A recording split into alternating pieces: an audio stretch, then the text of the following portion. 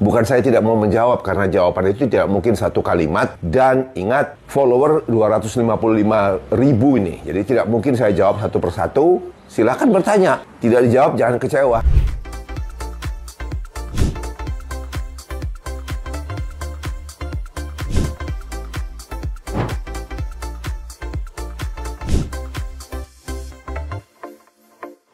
Berbulan-bulan, setiap pagi saya melaporkan tensi pagi hari saya.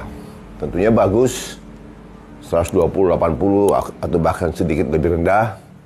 Dan banyak sekali yang bertanya, bagaimana caranya dok? Bagaimana caranya dok? Bagaimana caranya dok? Tentu kepengen mendapat quick fix, mendapat fast food, mendapat jawaban dalam satu kalimat. Itu tidak bisa, karena itu perlu dijelaskan. Dan sebenarnya kalau Anda teliti melihat video-video saya, semua sudah saya jawab.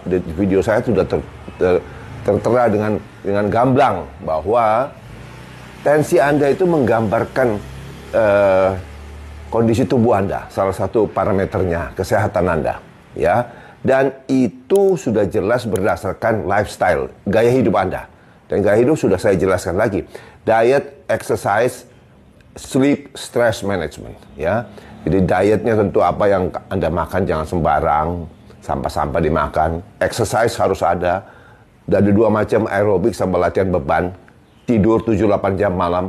Stress management, jangan terlalu stres, ya. Dan dalam diet juga, karena kita tidak bisa memenuhi banyak suplemen dari makanan saja, makanya perlu tambahan suplemen, yaitu rajanya adalah vitamin D. Memungkinkan Anda tidur lebih baik, memungkinkan Anda berlatih exercise lebih baik. Bukan saya tidak mau menjawab, karena jawaban itu tidak mungkin satu kalimat. Dan ingat, follower 255.000 ini. Jadi tidak mungkin saya jawab satu persatu. Silakan bertanya. Tidak dijawab, jangan kecewa. Barangkali itu akan menjadi satu inspirasi buat saya untuk membuat video. Jadi saya jawabnya di video ini, ya. Jadi silahkan bertanya, jaga-jaga kalau saya tidak jawab.